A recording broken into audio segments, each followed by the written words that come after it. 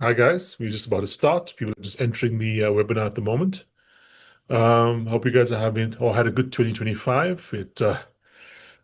It was not a massively eventful year in the current scheme of things. We had one big crash at the start of the year, but since then it's pretty much been up and away, which has not been a you know it was a bad first year for Trump in terms of what we could have had.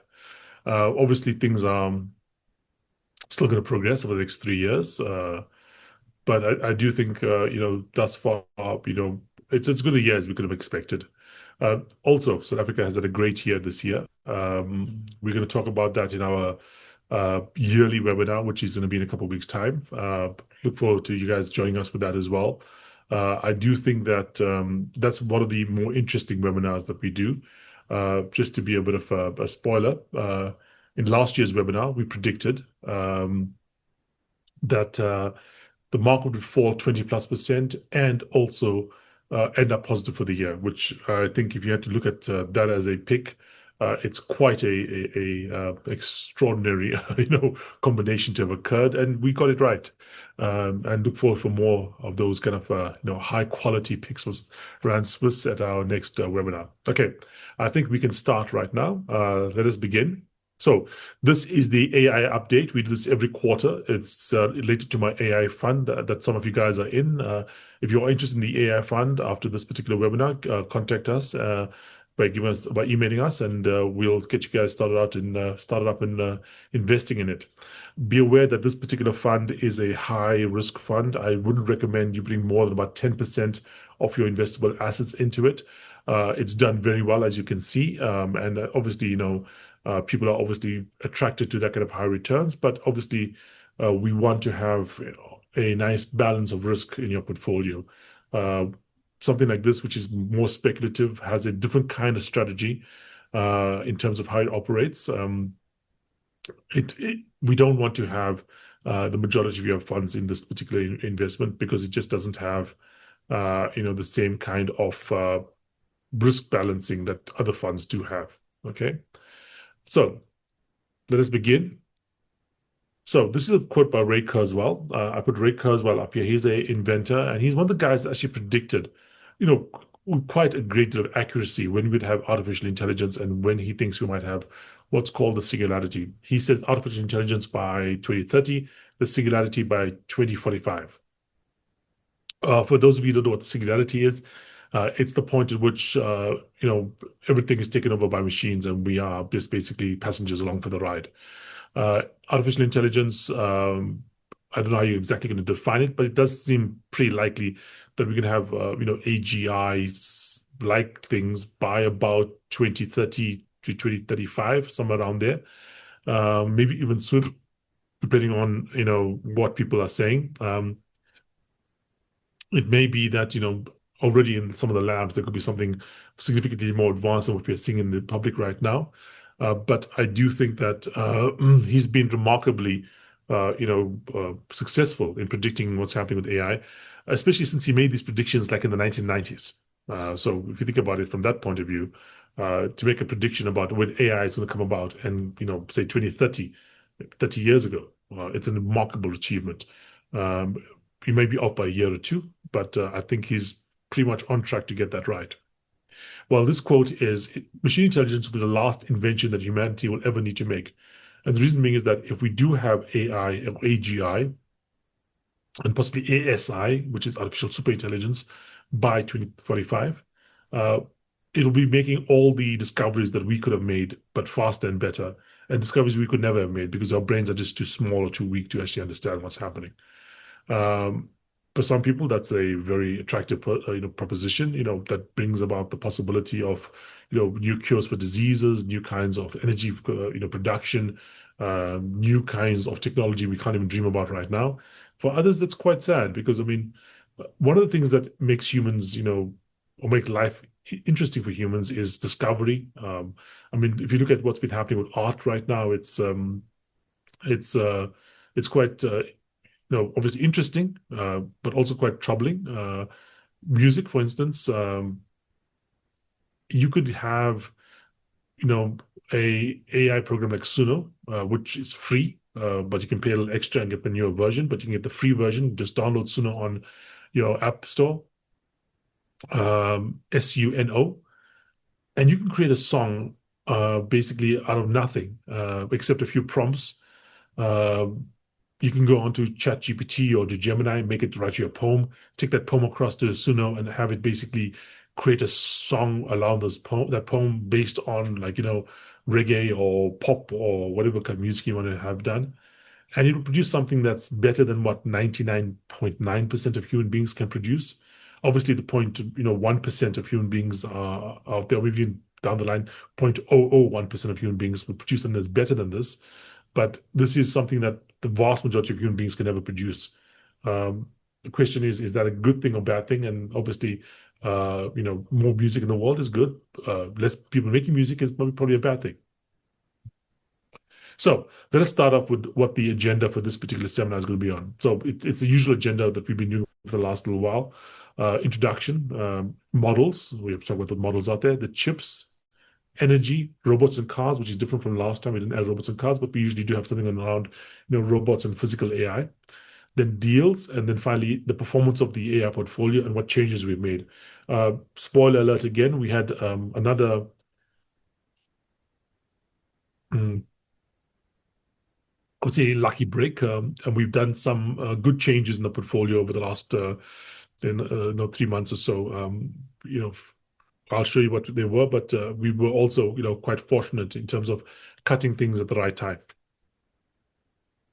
So you know who we are at Brand Swiss, top stockbroker. We did that basically as long as the awards were running, which from 2019 and we were eligible to enter. So from 2019 till 2024, we placed, either number one or in the top three of that award. Majority of the time, we were number one. This year, by the way, we are the number one boutique wealth manager out there, which is, also an interesting thing. It's the first time we entered the awards, and the fact that we won it first time out is obviously another big positive for the company. You know who we are, Gary, it goes me, it goes Kyle. We've added some new people. We'll basically be seeing them, Sean and Brett, over the next little while. Our partners as well. We deal with a number of different companies out there. So let's start the introduction.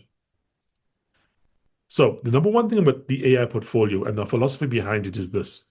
So long as we don't see AI hitting a wall, that means AI progress has stopped, you keep investing in it, okay?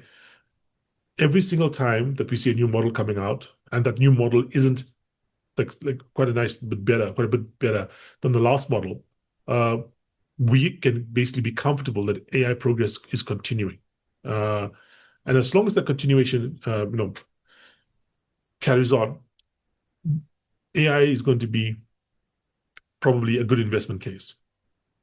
Now, that's not to say there won't be pullbacks along the way, but if there are pullbacks and the technology continues to improve, you buy into those pullbacks. It's like what happened with the internet. There was the internet bubble that kind of burst in the early 2000s. But if you just kept on buying into that thing, you'd be owning, Microsoft and it was Amazon, and you would be owning Google down the line and Facebook down the line, because the underlying technology was still great. The same thing I think applies to artificial intelligence. We do see the technology as being real. We see the technology as giving real results. We see that every single time the new model comes out from a OpenAI or for a Gemini, etc., we see substantial new things that they could not do in the past that they now do. And as long as that's always occurring, okay, we are happy to carry on investing in AI. What we have not yet seen, which we need to see eventually down the line, I think we will see as long as AI continues to improve, is economic growth directly linked to AI. And I have some couple thoughts about that. Basically, I think that a lot of the stuff that AI currently does is what I would call zero-sum economic activity. What do I mean by that? I mentioned Suno earlier, which basically makes music. Now, there's only so much music that you can listen to or want to listen to in your day. There's only so many people that can be, hit artists in the world. the world can't have a billion Taylor Swifts, for instance. There's only a certain number of people of that, like, kind of size and, market dominance that you can have in the world. I mean, at one point in time, it's Michael Jackson, then it's like, Eminem or Taylor Swift. Those are the kind of guys that can have, be the top of the pop charts for a while. If you had a AI program that came out and basically was able to produce music that was vastly better than Taylor Swift, well, you don't actually have Taylor Swift and this. You don't have an additional amount of music out there. You have this instead of Taylor Swift. It's like I said, zero sum. There's a winner and there's a loser. Other things that AI is doing at the moment is doing, for instance, artwork. Again, there's only so much art you want in, for instance, brochures or whatever it may be. Uh, if AI is doing that for you, you don't need to hire the human artist. You don't have the human artist plus AI. You have the AI instead of human artist. So the AI production replaces the production of the human artist. The amount of new stuff in the world is less. It's cheaper, but it's less. It's not going to be more stuff in the world. The same thing applies to, for instance, a lot of stuff AI is doing around things like, for instance, law. You may not know this, but one of the biggest use cases for AI at the moment is law. Here you do see again zero-sum game. If you have two lawyers and they're both 10 times more productive and they face each other in court, the impact is going to be effectively nullified. There's no extra impact coming along because you have more AI in the world. Now, there are some things in which AI is making the world better. So what would that be? For instance, you would have AI with things like, for instance, medical care. You don't really care about, it's a zero-sum game. If AI improves your lifespan, it doesn't hurt anybody else's. It just makes your life better. If AI made a better lawyer on one side and a better lawyer on the other side, those lawyers cancel each other out. If AI made two people healthier, those two people are healthier. It's off the bat better for them. There's other things as well that AI is doing that is improving productivity. But we need to see more of those things than some of the kind of adversarial kind of stuff that we're seeing right now, or even some of the generative AI stuff. I mean, videos, awesome. In fact, I've been seeing some videos recently on these AI programs, and if the scenario wasn't ridiculous, like a guy going up and having his photo taken with, like, Johnny Depp as Jack Sparrow, and Russell Crowe as Maximus, and Superman, and Mad Max, and all these kind of different characters. I would not know it's an AI video. There was no artifacts, there were no real big issues around it that I could just, like, off the bat, determine to say, oh, this is obviously AI. Except for, like I said, the scenario was so ridiculous that it had to be AI. That kind of stuff, again, is zero sum. In fact, maybe even negative sum, because it does actually hurt the world. Because now you don't trust what's is video, and you might get people doing things that are going to, like, for instance, cause unrest, etc. But there is stuff happening around AI that may be approaching the point at which it's going to start having an impact. I think there's two major aspects, or maybe three, you can argue there, major aspects of AI positive economic activity that's likely to happen. One is going to be scientific invention. Two is going to be physical AI. Three is going to be engineering. And I put medicine in engineering, which we take science that's already being applied elsewhere and bring that into more use cases out there. So, for instance, you want to have a solution to a particular problem in engineering. The AI can do it for you. It's not new science. It's not basically, discovering the theory of relativity in a different form or whatever it may be, or new mathematics or whatever it may be. But it is applying current science to a new problem. That, I think, is probably the closest to where we are right now. We are seeing medicine, and we are seeing engineering and coding, for instance, really improve with AI at the moment. In fact, by some estimates, some of the bigger companies out there in the US, for instance, are using AI more than they're using human programmers, in terms of just pure volume. So that is one aspect which I think is good. Physical AI, we are starting to see the approach of the implementation, the real world implementation on a really large scale of self-driving. We have two approaches at the moment. that are actually out in the world, in the US at least. One is the Waymo system, which is under Alphabet slash Google, which is a robot taxi system. The other one is it's called full self-driving, which is part of Tesla, offering. Uh, Both those things have improved, in leaps and bounds over the last year or so, especially full self-driving. There is some questions about just how much automation Waymo is actually using, because there's a theory that they actually are having still some remote monitoring by somebody in the third world at a cheaper wage or something, just to make sure that the machine doesn't go off track entirely. Full self-driving, I don't think has as much danger of that, but both those things are going to be really impactful in the world. If you can have self-driving, you have a whole bunch of new production happening in the world. You can have, for instance, real-time delivery. You want something from the shop, basically a shop could have 1,000 delivery drones, just stacked up there. And anytime somebody wants something, the drone gets the stuff and just delivers it to your house immediately. Possible with full self-driving. This doesn't have to be a flying drone. This could be a driving drone, something basically self navigating, but on the land. Uh, and that would be a huge positive growth, impact on the world, because it could mean a lot more economic activity, blah, blah, blah.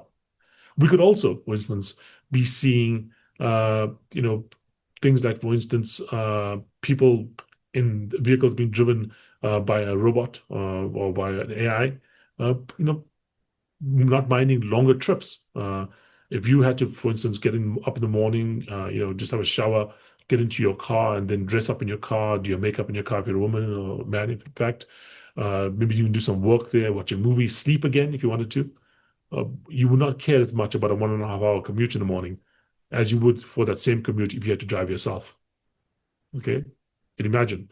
Um, that's one thing. If there were more self-driving vehicles, it could actually possibly be there'd be less traffic in the morning as well, because these vehicles would be less, stupid in inverted commas than human beings, and therefore have less traffic, and therefore you could have, more people getting to work earlier.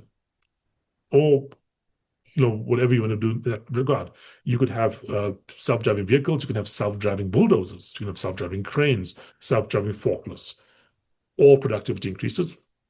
And I think also the holy grail of this is all going to be when we do have also these machines creating their own new science, which again, we are seeing signs of. We are seeing signs of where this stuff is able to go out and create, new connections and new things that are not in the public, yet, but have been proven by a lab somewhere. And the lab says, "Oh, that's something we already proved," but the AI didn't have access to that, so it came up with its own, conclusion, its own discovery, effectively. So we are starting to see that, but I do think that those three aspects, that is the scientific invention, that's totally new science application, and physical AI, self-driving, as well as robots. We did see that to start to see a real impact on economic activity. Now, that's not to say AI is not having no impact on the economy at all, because we are possibly seeing an impact coming through unemployment. We are seeing less people that are graduating from university being able to find employment at the moment. Now, it's not a huge amount of people, but it's higher than normal. And it kind of makes sense that these are the kind of people that are most vulnerable to AI right now, because AI can do the job of a good intern, a good junior. Okay. It may not be able to make decisions on its own, but if you ask it to do something, it will probably perform it as competently as somebody just out of university. And I think that's one of the reasons we are seeing AI-linked unemployment increasing at the moment, or possibly occurring. Next, we're starting to see more developments around what's happening in China on the chip sector. We'll come on later.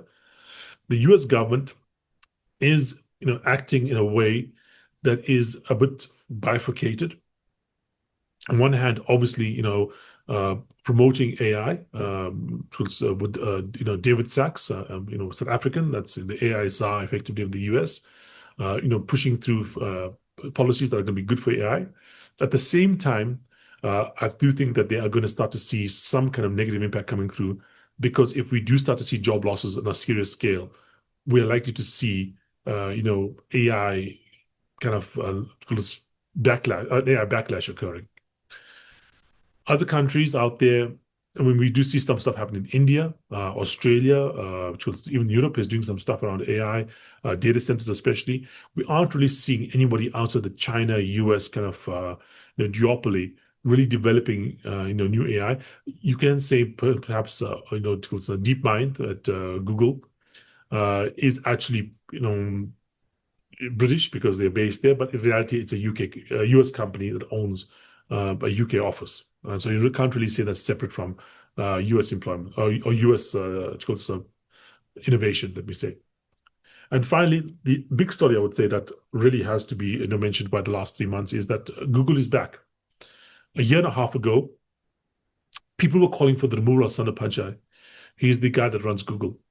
He had been a good leader prior to AI, improving things like YouTube and search, revenue, etc. In fact, uh, by many measures, uh, the Google search bar is the most profitable thing ever invented by anyone. It's hugely, hugely generative in terms of money created, um, but uh, because it's such a profitable kind of machine, I think Google was a bit nervous about trying to cannibalize it by approaching or be more aggressive with AI. Google, by the way, invented the technology that everyone else uses at the moment. The paper written on AI, the attention is all we need paper, is Google. They were the first guys to make these models. They were the first guys that did things like AlphaGo and which was AlphaZero and so on. They have had this technology, this technological advance. What they've not had is the willingness to really exploit it because, like I said, they do control this incredibly valuable thing, which is the search bar, the 10 blue links that Google basically produces, which, like I said, is the most profitable thing probably ever created. But whether or not it was the rise of OpenAI, whether it was the fact that Sergey Brin, one of the co-founders of Google, has returned to work full-time at Google at the moment. Whatever it may be, Google has really come back in a big way and is actually taking some really aggressive steps in the AI space. Um, and why I think Google is so important is because they are the originators of the technology, but they also are able to play in fields that encompass everything. You think about models. OpenAI, Gemini is better. You're thinking about self-driving. What's compared to Tesla? It's Waymo, Google. You're talking about chips. What's compared to NVIDIA? It's probably the TPU from Google. So they have all these like fingers in many pies. The one thing that's been holding them back, like I said, has been that the search bar. Because if you can think of a thing that's very vulnerable to AI, you're not going to find something much more vulnerable than that search bar. So let's look at the models. So Gemini 3 came out. It's the new leader in the market. And not just the new leader by a bit. Now, why is this important? Well, remember I talked about the search bar being so profitable. It's a vulnerability, but it's also a huge asset. Why? So OpenAI is called a code red. They said, stop working on side projects, focus only on the main project. Why? Because they need to catch up with Gemini. And why is it so important for them to catch up with Gemini? It's not just about being leader in the field, etc. We have a nice human race. It's because Google can afford to fail. Google can afford to have a year or so where it's not number one. OpenAI can't.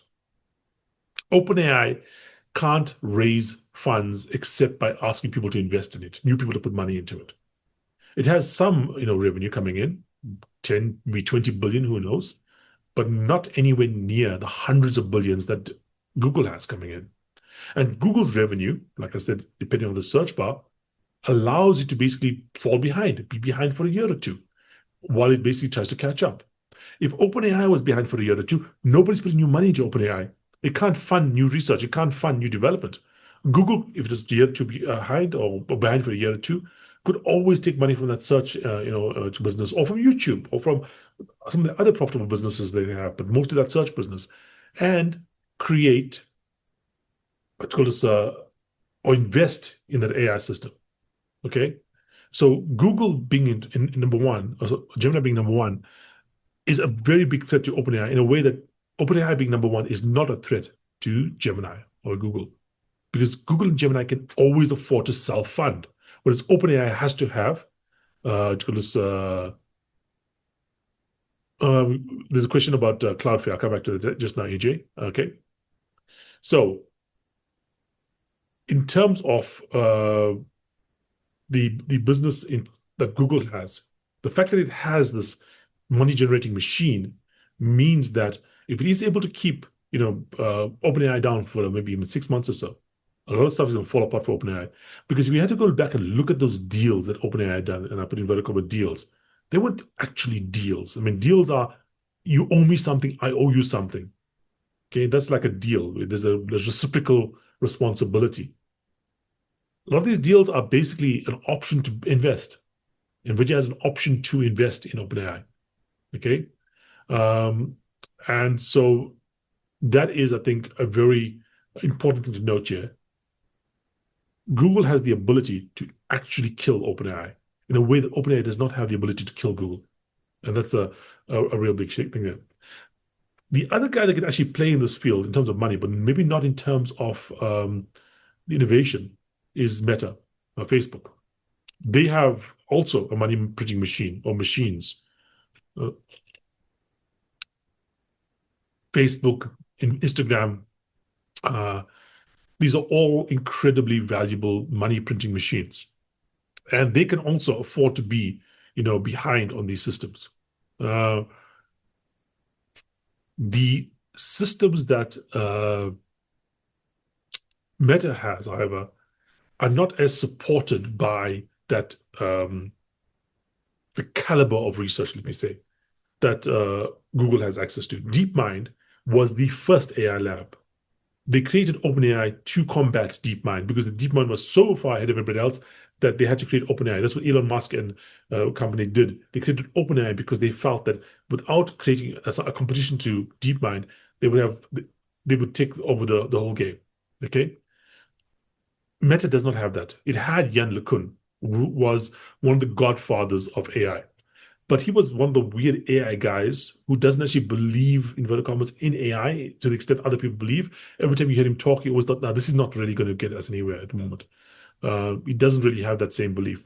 And I personally also don't have the belief that the current models gets us to where we need to go. But what I do know is that at the current point in time, we do have so much money going into this and so much brain power going into this that, if you are an Einstein level mind, we're talking like top 0.0001%, 1 in a million kind of brain in the world, you'd be a fool not to put that brain on AI because the amounts of money being offered to you, the amount of intellectual stimulation you're getting is simply unmatched. Maybe you can find something in physics that stimulates your mind like that, but it doesn't come along with the multi-$100 million paycheck. And yes, you can find maybe the big paychecks also, probably not $100 million paycheck, but you could maybe find a good paycheck working for some other company, maybe in finance or something. It doesn't come along with the ability to basically invent, a new form of technology and a new, maybe a new form of intelligence in the world. So when we look at what the models are going to be doing going forward, don't just look at what the current technology looks like. Understand that we're going to have much smarter people working on it, much more money focused on it, and that money and focus is going to probably develop new aspects to it. But Yann LeCun never believed in AI being an immediate kind of game changer. So he's out towards Meta, and a guy called Alexander Wang. That's not a misspelling, by the way. There's no E there. It's just ANDR at the end. He basically has been replacing effectively Yann LeCun, and again, he's a smart guy, very, very accomplished. Apparently he won like tons of awards for like a math Olympiad and stuff like that there. So very, very clever guy. But I don't know if he's like got the team, that DeepMind has in terms of just caliber of it or research scientists to do this. And the second thing is that since he's coming, he's been a bit aggressive in terms of uh, um, changing staff, let me say. And you find a lot of these people that work at Meta are now being let go. And the funny thing is that in one round of this stuff, and a whole bunch of guys were let go, I was noticing that every single time a guy from Meta was announcing that they'd been let go, all you could see in the replies, and I'm talking about from Google and from OpenAI and from a bunch of other it's called this AI companies out there, were offers for jobs. They were just saying, please come and work for us. Give us a DM. We are looking for you. Come and work for us. We want you. So you can see that there's actually possibly he's cutting the actual talent out of Facebook, which might in the long run actually hamper Facebook's ability to compete. The Chinese models continue to lead in open source, especially now that it seems that Facebook, Meta, is pulling back from the open source model. And I think that's very important, in terms of the space we're looking at the moment. The Chinese models are really taking off in terms of their usage out there. And why is that important? Well, yes, they're not the best by no means. I mean, Gemini is better than the Chinese models are now. The Chinese models are open source. That means it's free. You can do what you want to do with it. If you think about it, would you go and pay for the best car or just take the free car? Would you want to pay for the best house or take the free house? Especially the free house, it's not quite as good as the best house, but it's free. And you can do whatever you want to do with it. You know what I mean? And that is the situation that we're seeing right now. Open source is in trouble. I said it's primarily open source, not in China, is in trouble. Because the Chinese models are still being made open source, and the Chinese models are actually taking a lot of the new innovation. So Andreessen Horowitz, A16Z, basically these guys are one of the big tools, A16Z, basically one of the big investors out there in Silicon Valley. They produced a report. They were saying like 80% of the people that are developing AI-related products with them are using these open source models, these Chinese models, effectively at the moment. Okay. Regarding Cloudflare with Google, I haven't looked into that in detail, EJ. I will look into that and get back to you guys, with a report on it. I do know that Google's, revenue streams, okay, are very, very, interesting in terms of just the ecosystem that they created. But I don't have the exact numbers for you around that with Cloudflare, and I will get back to you on that. Okay. Next. Now, there is a couple of things to be looking at. Firstly, we are now one of the let me say the godfathers, the fathers, how you want to call these guys, one of the really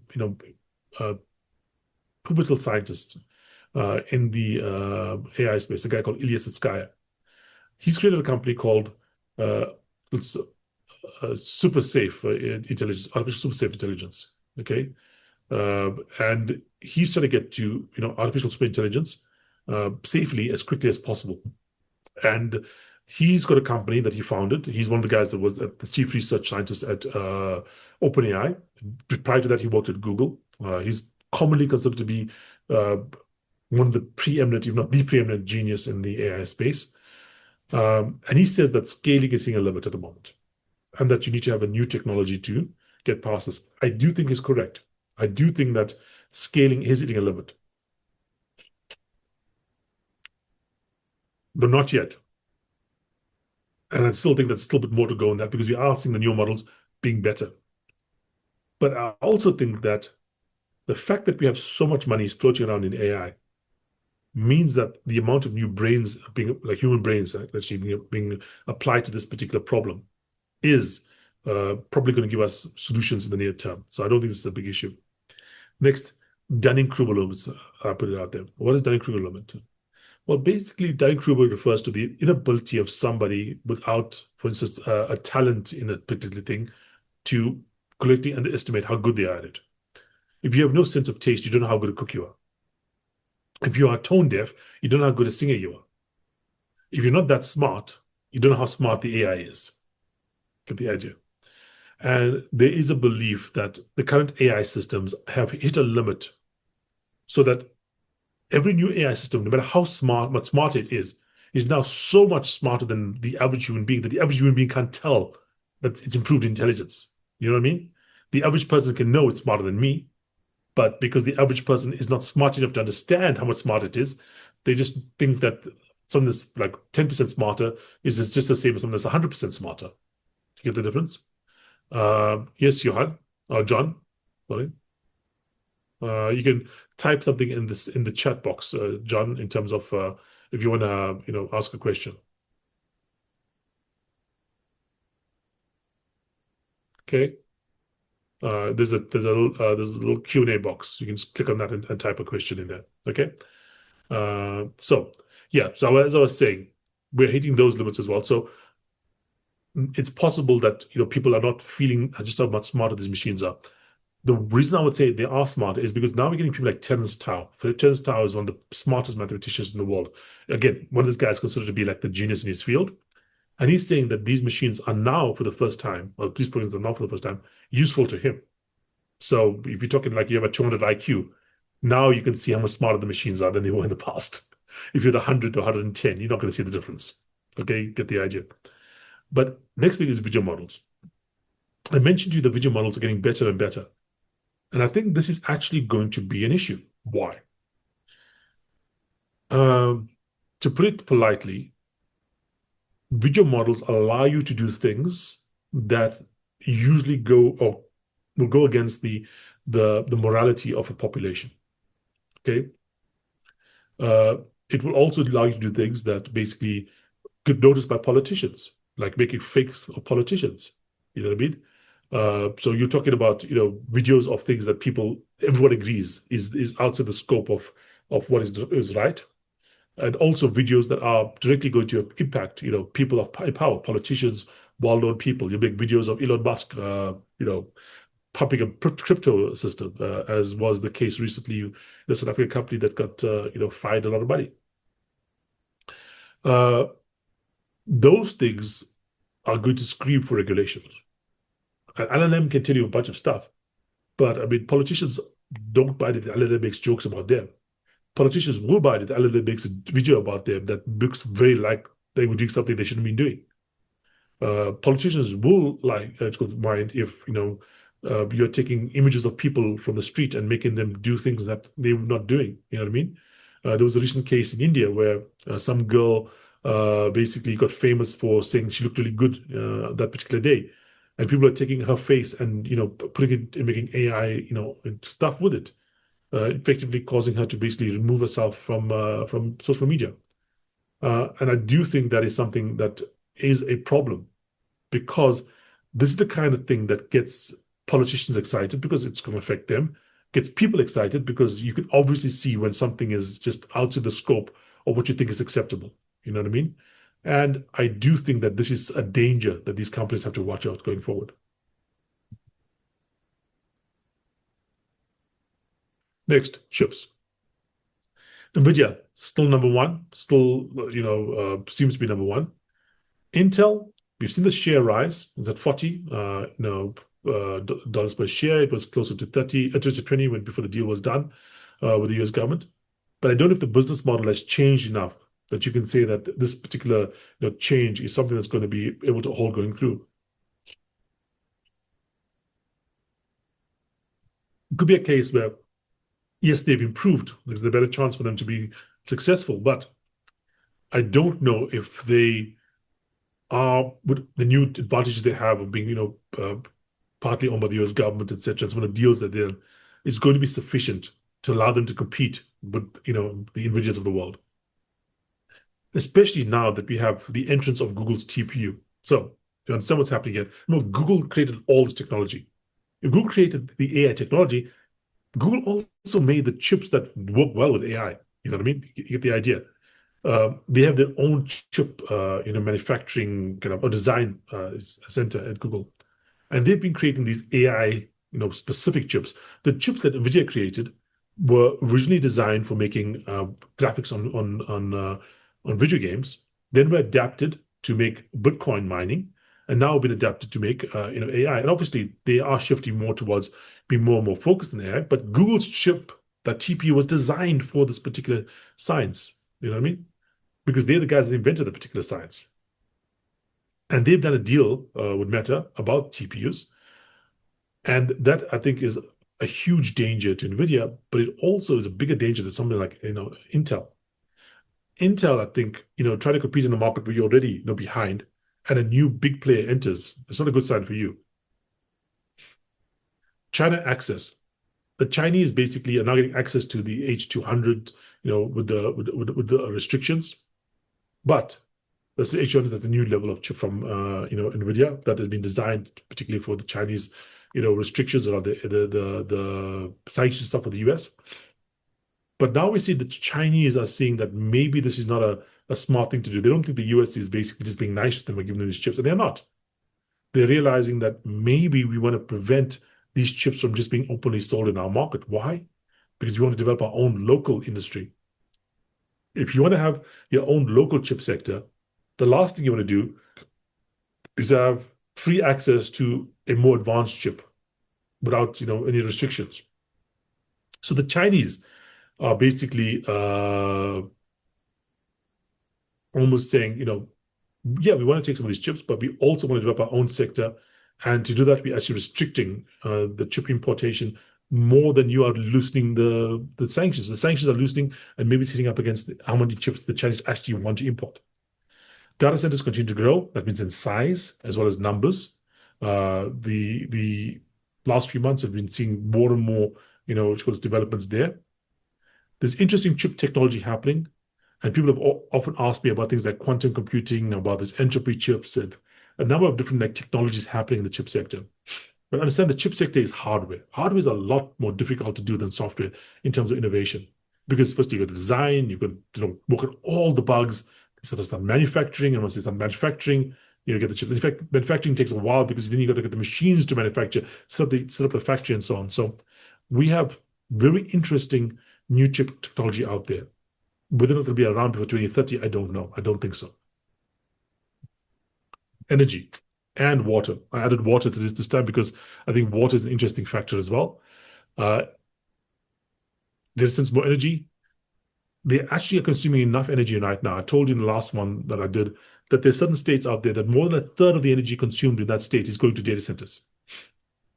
That energy consumption, when you don't have more production and you have more demand, what happens? Prices go up. Consumer costs are rising in the US.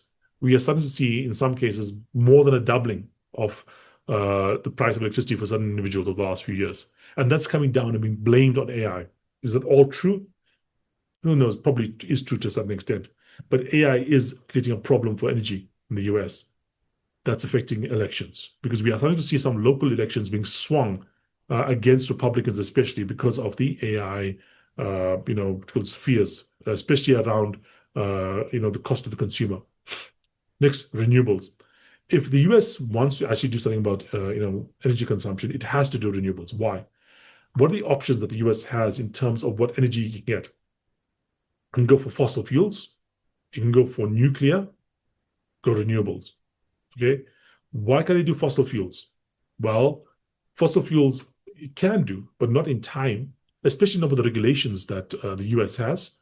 To build a new coal power plant is not something you can do in a year. You could physically do that in less than a year. I mean, the Chinese are showing that you can do a lot of stuff in less than a year. If you had government approval, you can build a bridge in no time. You can build a hospital in 10 days. But if you have to go and get the approval, especially in a place like the US with democracy and so on, you're not going to get that done very quickly. So it's multiple years for a coal power plant. And whatever it takes for a coal power plant, you can probably multiply it by many times to get what it takes for a nuclear power plant. Okay. So these are all multi-year, perhaps multi-decade additions to the power grid in the US. Solar, on the other hand, you can just buy a whole bunch of solar right now and just add it on. What's the problem with solar? Sun only shines it sometimes. What's the problem with wind? Wind only blows it sometimes. You want these data centers to run 24/7. You can't have a dependency on the sun going up and down. You can't have a dependency on the wind blowing or not. That brings batteries. And that's actually something I'm looking at in a great deal of detail, trying to find out the right way to enter that particular market. I do think battery technology is something that's going to be really powerful going forward. Yes, there is possibly a way to enter this via something like, for instance, copper, because copper obviously also works around the whole electricity grid, etc. But I do think a battery player out there, especially something that's innovative and interesting, is probably something that I would want to add to the portfolio the next little while. And next, water consumption. People don't realize this, but water is also a big part of this particular thing. Now, Sam Altman came out and said recently that a query on OpenAI takes about 0.15 teaspoon of water per query. Uh, that is one way of looking at it. He's not lying, but he is lying. Because if you actually have to look at how much water these particular things take, the query itself is only part of it. Firstly, how much water did it take to train the system that could do the query? How much water does it take to power the system that does the query? How much water does it take to build the chips that are running that query? You add all those things up together, and it really adds up to not an insubstantial amount of water. The thing is also that these companies are often just taking municipal water, straight water from the tap, and using that to do their particular thing. Water from the tap is a uh, expensive kind of water, uh, especially if you just look at cooling. That water is meant to be basically designed for. Sorry about this. That water uh, is meant to be drunk by human beings. Okay, that's been cleaned to a certain limit, expensively cleaned. It's been tested and processed. It's expensive water, and now all you're doing is you need to cool stuff down and then evaporate it out of the air. Sorry about this. Uh, Apologies about this. Sorry. I don't know who's calling me at the moment. I'll get back to them later. In terms of what's been happening with regards to water, really important. Look at that. And it's becoming a bigger deal out there, just like energy, and is causing, a bit of a backlash against these things. So look at how much power these companies are using, you know? Look how much water these companies are using. It's really, really substantial. Google is one of the bigger players in terms of water, one of the bigger players in terms of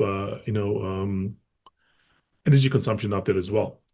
And I think this is going to be a bigger and bigger problem going forward, especially because of the fact that if technology improves, scaling improves, we're going to need more and more of these things going forward. And the amount of water that's being used, the way it's being used, has to be in a certain way adjusted for as well. Robots and cars. Tesla earnings, if you watch that, huge focus on robotics, talking about next year production of robots. Now, this is one of the cases in which I think Elon Musk is getting it wrong. Why are these things humanoid? Why do they look like humans? A human is a terrible thing to basically make a robot on. Why? We balance on two legs. It's a very difficult thing to do. Give us four legs, we're much more stable. Four legs and two hands or three hands, whatever it may be. A little centaur kind of looking thing. That is probably a more stable kind of robot than what's been created out there. I do think, however, that people are going to get new form models going created and so on. The main thing about robots is not the form factor, it's the training data set that you need to use to make these things useful. And we're only starting to see right now robots being useful in the house. But here's the thing, if a robot is useful in the house, it's already significantly useful in a factory or a mine or a construction site. Because in a house, it has to have a lot more safety. Because think about it this way: your house, it's around your kid, it's around you. It has access to knives. It's basically, it operates machinery in your house that could hurt you. It handles stuff in the house that could hurt you. So it has to be. If you think of it, if there's maybe a 1 in a million chance failure allowed in a factory, there should be a 1 in a billion chance failure allowed in a household. Do you understand what I mean? So these robots, if they are on path to be useful in the house, they're already way past that level to be useful in a factory down the line. Now, in terms of who's going to make these robots, I think the Chinese have a huge advantage if it wasn't for one particular thing, which is the lack of trust that some people have about having a Chinese created, robot in their country, effectively. I think it might be a problem in Europe. It might be a problem definitely in the US. But I think if you look at the world, a number of people that are willing to use Chinese-made phones in Africa, other parts of the world, I do think that you might find a bit of a bifurcation, but China is the one that does these robots in other parts of the world. Also, the Chinese cost structure is just significantly cheaper. I mean, you look at Chinese cars, which we'll talk about in a second, they're cheaper than European cars, they're cheaper than American cars, and often same or higher quality. These factors together make me believe that we are in a situation in which the Chinese robot sector, at least, will be really competitive, like the Chinese car sector is at the moment. Cars, I've talked about this before, Waymo, Tesla, full self-driving. What's happening in China at the moment? I would say that either we are close to solved or already solved the problem of self-driving. Okay, in normal like traffic on the roads and whatever, these vehicles operate, almost perfectly. Um, and like I said, like with the household robot, if you can have a robot in your house cutting your vegetables, the level of safety and level of trust you have in a robot is vastly more than you have that in a robot in a factory, basically screwing a bolt in, or basically picking stuff from a warehouse to deliver to a drone for transport. If a car can drive on the road, it can drive on a construction site, it can drive in a factory. Okay, so the implications of this, I think, are significant. Driving is one of the number one jobs in the world. Again, going back to the whole unemployment stuff, we should in the next year start to see a rise in unemployment if these things are really going to be put out in the real world. Okay, next, deals. We had some clarification about OpenAI and Microsoft. Microsoft is going to be sharing with OpenAI at least for the next few years, but kind of splitting in the early 2030s. Nvidia is doing deals with pretty much everybody out there. They have a lot of free cash, very high stock price. They're using that to basically, lock in linkages with other parts of the ecosystem. Kind of makes sense. They don't want to be like Cisco, which created like a lot of infrastructure, but then when Google and everyone else took off, they didn't really take off with them. Right now, what it's going to be is like Cisco, and then taking some of that money they made as Cisco and buying shares in Google and Facebook and all the other companies that are about to be the next big things. And that's what Nvidia is doing at the moment. Meta did a deal around TPUs from Google.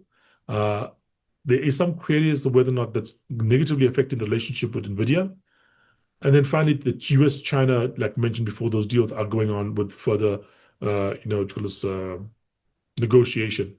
But I think the US is kind of a bit surprised by the fact that the Chinese are not as desperate for the US chips as they once thought they were. Okay, now moving on to the AI portfolio, our performance and our changes. Okay, we all know we had a bumpy start to this year, but it's been a really good year overall.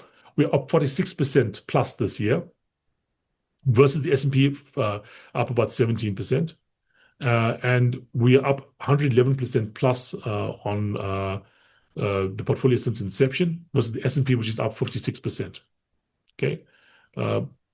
This is kind of the results that we need to be seeing in this kind of portfolio because, of course, we are being a bit more aggressive.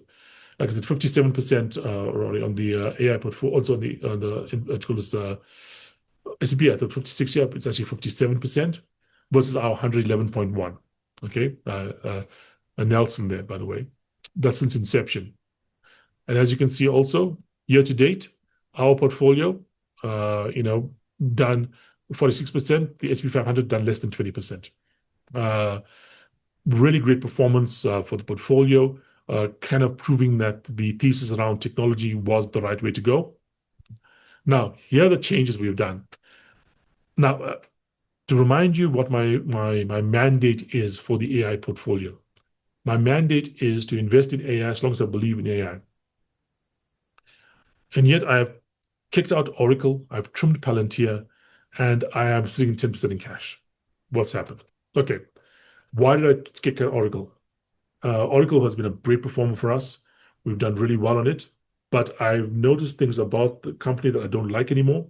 Especially, I think with some of the deals they made with OpenAI that don't really seem to be as good as it looked at, and they gave them a big boost early in the year.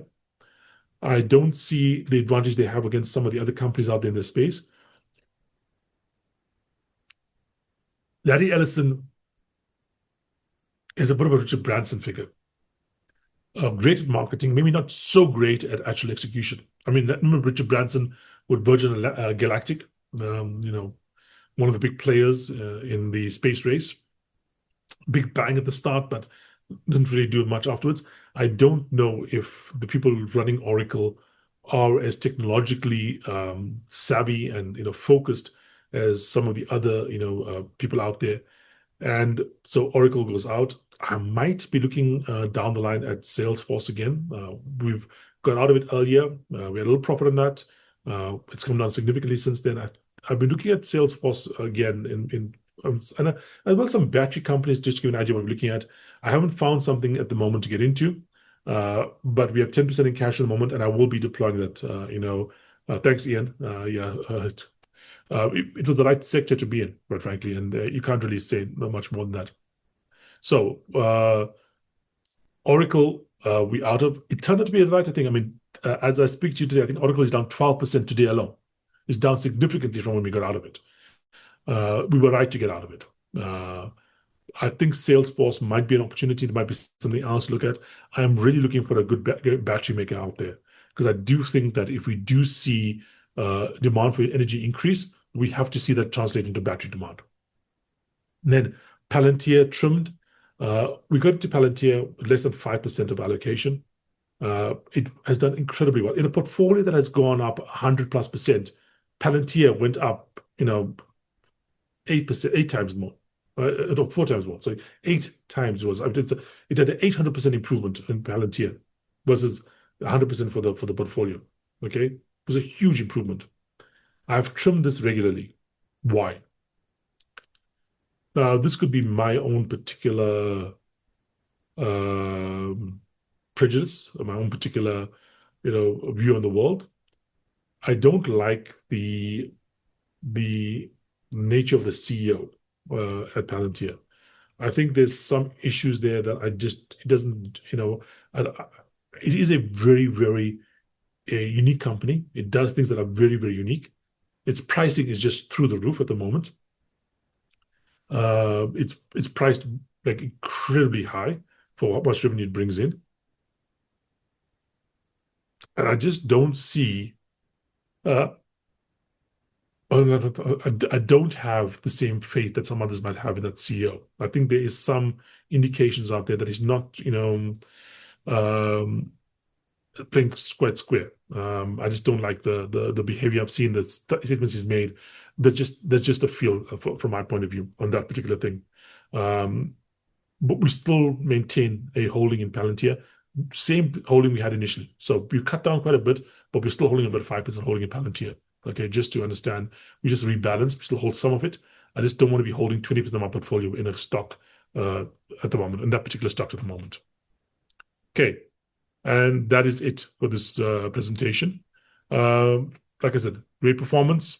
We've done well. And the last couple of changes we made, Palantir hasn't moved much since we got out of it. Oracle, like I said, is down 12% today alone, and it's fallen even more from where we got out of it earlier like a little while ago. And the 10% in cash will probably be deployed in the next couple of months. If I can find something interesting to get into. There's also the possibility of doing what's called an AMC, which we'll discuss if we ever do implement it. It's probably something to talk in the new year. Okay, that's it for this particular seminar. Do you guys have any questions? Any kind of queries? I know, John, you had your hand up earlier. Anything about the AI space at the moment that you're looking at? Anything that you want to be discussing? If you want. Okay. Wait a second here. I've got a query. Just need to move my thing up a bit. What's your take on the AI bubble? Okay. Is there possibly a overspending at the moment? It is possible. Is it still something you want to be investing in? The answer is yes. It's like I said, the internet bubble. If you had bought Amazon, prior to the internet bubble, it would have gone up. It would have fallen quite dramatically in the internet bubble. But if you had bought it just before it burst, that bubble, till now, it would be one of the best investments you've ever made. If the technology is real, if the actual thing that these guys are making is actually real, the value they will create will be so vast, right, that you will actually have these current valuations, justified. So, is there a possibility of a bubble in terms of, will there be a short-term pullback? Possibly. I don't know for certain. We had a small one earlier in the year, 20% plus down. But we ended the year up still significantly. You know what I mean? When are these bubbles going to burst? How far down are they going to go? Are you going to basically buy into it at the right point in time on the way down? Who knows?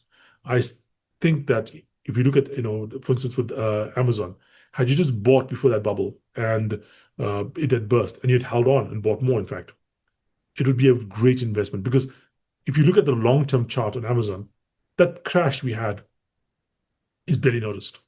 Now, the question does come about at some of the bigger companies out there, the Microsofts, the Googles, the Nvidias, these companies that are worth multiple trillions of dollars. Their P/E ratios are not really out of whack. Some of them are more expensive. Some of them, like for instance, the Oracles, which we got rid of, was like 50. But there's only very few things like Palantir that's in the hundreds, in our portfolio. Usually these guys have some real, value in these companies. So I still think that, the valuations behind some of these companies are not excessively elevated. And I do think also that if the technology is real, investing in them is still a good idea. Again, this is a very high risk portfolio, but for that risk, you should be getting a higher reward, like we've seen for the last, say, 2 years, almost 3 years now, 2.5 years. Okay. Any other questions, Nathan, or anyone else?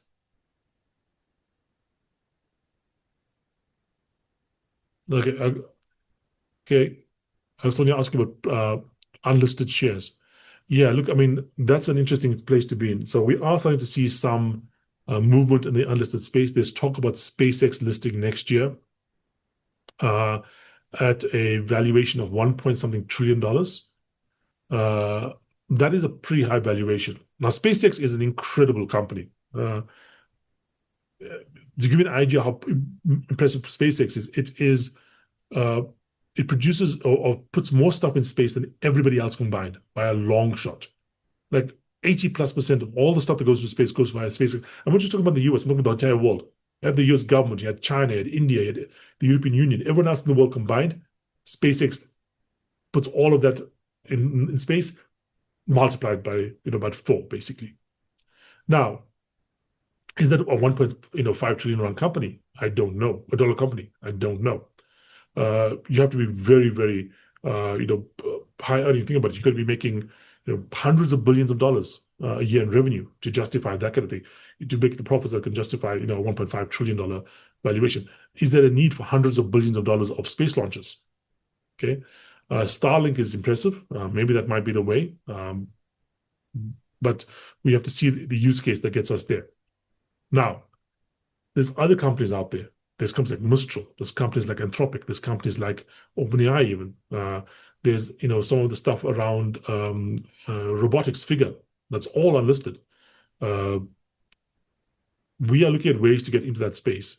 The problem with this particular space is, number one, the size of investment is incredibly high. We're talking often hundreds of thousands, if not $1 million+ dollars. Next, the cost of entry is substantial. I'm talking about, in some cases, 10+%. We're talking about, what are the prices right now? You're going to pay 10+% as a permission. It's more expensive than buying a house, if you think about it. You pay 6% on a house, plus the extra for the transfer duties and so on. It's like that kind of extra cost to buy a share that you can't really sell out of. But if the space is interesting and the space is attractive, we might be looking at that as well. But there's obviously, like I said, certain technical issues we have to overcome to get there. Okay. Anybody else? Okay. It's now 1 minute past 7.